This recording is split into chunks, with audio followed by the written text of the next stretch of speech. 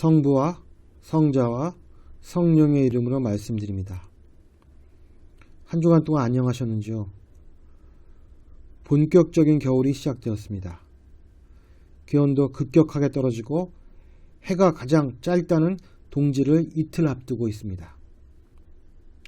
고대의 사람들이 성탄절을 해가 길어지기 시작하는 25일로 정한 건 또 신기할 따름입니다. 성탄절이 다가오면 꼭 보아야 하는 말씀이 하나 있습니다. 바로 필립비서 2장 6절부터 8절까지의 말씀입니다. 그리스도 예수는 하나님과 본질이 같은 분이셨지만 굳이 하나님과 동등한 존재가 되려 하지 않으시고 오히려 당신의 것을 다 내어놓고 종의 신분을 취하셔서 우리와 똑같은 인간이 되셨습니다. 이렇게 인간의 모습으로 나타나 당신 자신을 낮추셔서 죽기까지, 아니 십자가에 달려 죽기까지 순종하셨습니다. 6절이 시작되기 전에 5절에서는 다음과 같이 말합니다. 여러분은 그리스도 예수께서 지니셨던 마음을 여러분의 마음으로 간직하십시오. 예수께서 지녔던 마음은 과연 무엇일까요? 저는 예수 그리스도가 지니셨던 마음은 바로 순종을 통한 자기 비움이라고 생각합니다. 또한 예수님의 이 마음은 하나님이 지니셨던 마음과 다르지 않다고 생각합니다. 그렇습니다. 하나님과 같으신 분이 인간이 되기 위해, 즉 말씀이 사람이 되기 위하여 필요했던 요소는 순종을 통한 자기 비움입니다. 순종을 통한 자기 비움, 이것이 바로 하나님의 마음이자 예수님의 마음인 것입니다. 그리고 사도 바울은 이것이야말로 우리의 마음의 바탕이자 본질이 되어야 한다고 말하고 있는 것입니다. 그런데 이 순종과 자기 비움은 단번에 이루어지는 것이 아닙니다. 이 순종과 자기 비움마저 오랜 내력을 통해 이루어지는 일입니다. 하나님은 말씀이 사람이 되심을 이미 창세 때부터 준비하셨습니다. 창세기 3장은 예수님의 오심에 관해 다음과 같이 말씀하고 있습니다.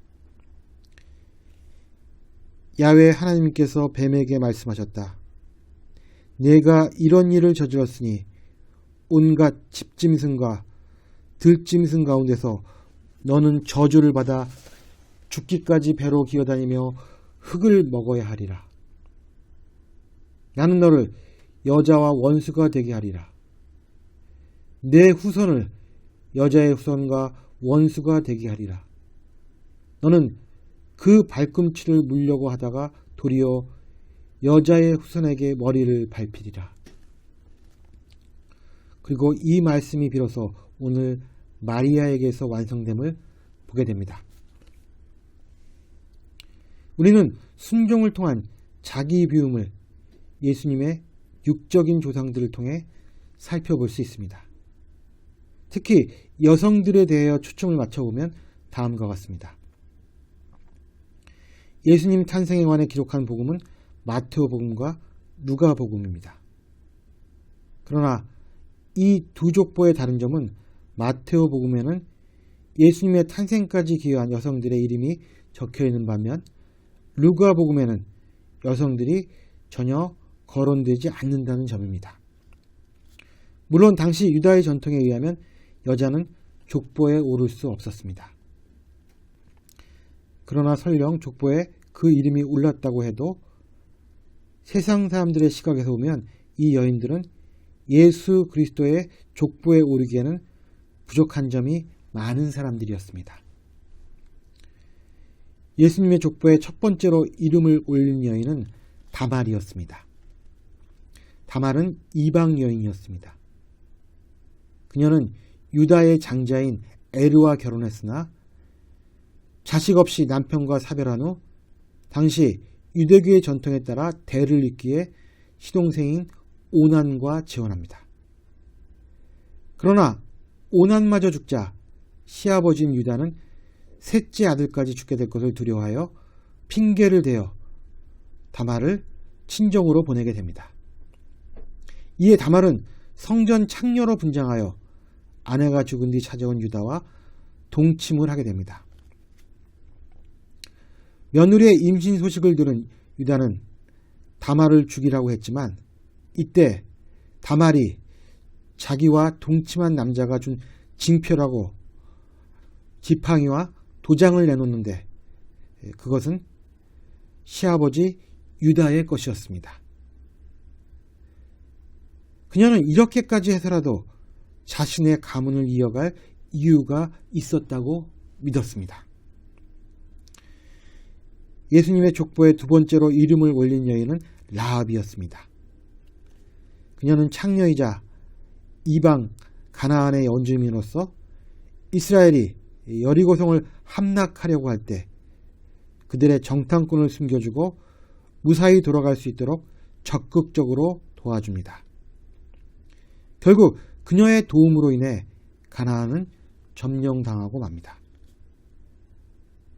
라합은 자기 민족에 대해서는 배반자라고 할 수 있으나 그녀가 이스라엘 하느님 야훼를 택하고 신앙적 결단에 따라 한 일이기 때문에 오히려 칭송받을 일이었다고 후대 사람은 말하고 있습니다.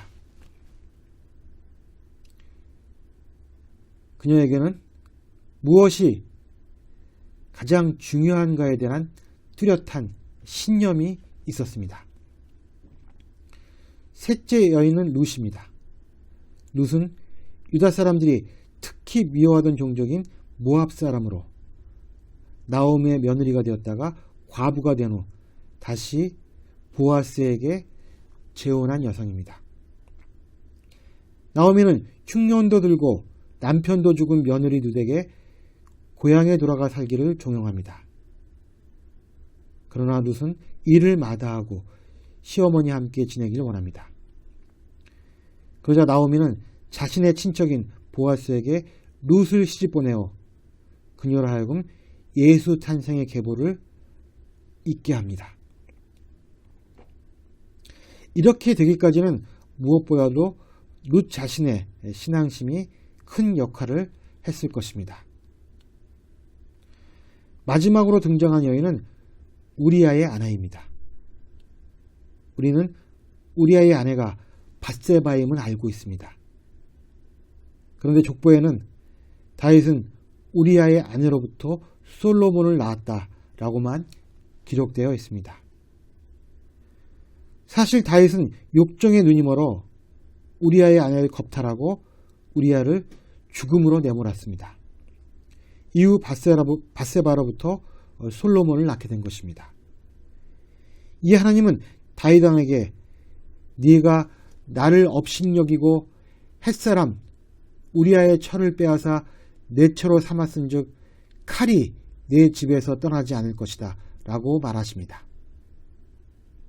따라서 다윗의 불의를 기억하고자 밧세바라는 이름 대신에 우리아의 아내로 기록했다는 이야기가 있습니다. 다소 불의한 방법이지만 이것 역시 그리스도를 낳기 위한 한 과정이었습니다. 세상적인 시각에서 보면 이 네 여인 모두 흠결이 있는 사람들입니다. 그러나 이 여인들에 대해 성서가 전하는 한 목소리는 이 여인들은 하나같이 하나님께 순종했고 또 겸손의 미덕을 갖춘 사람들이었다는 점입니다.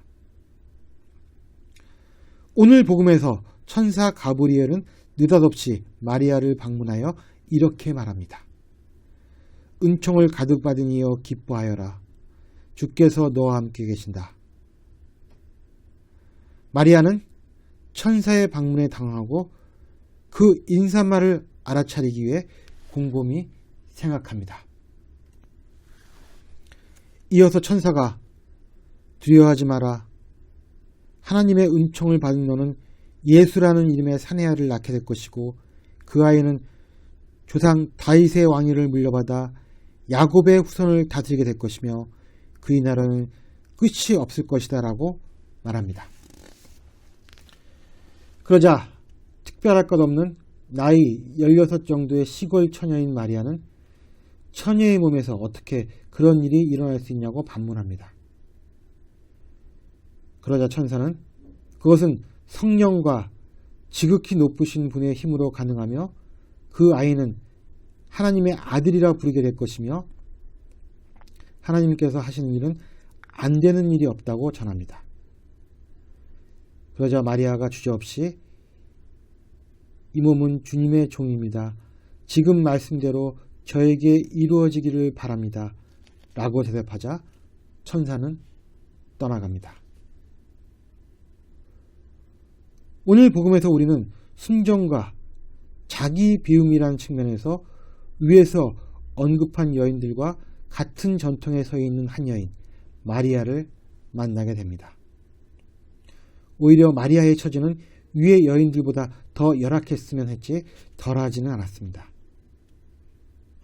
마리아에게는 자신의 잘못을 솔직하게 시인할 시아버지도 없었고 또 자신을 친자식보다 더 염려해줄 시어머니도 없었으며 또 욕종 때문에 시작한 관계이지만 자신을 사랑해줄 지아비도 없는 상태였습니다.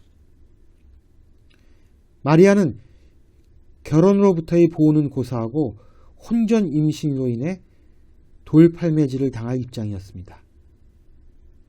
그러나 그녀는 천사의 전갈에 말씀이 그대로 이루어지소서라고만 대답했습니다.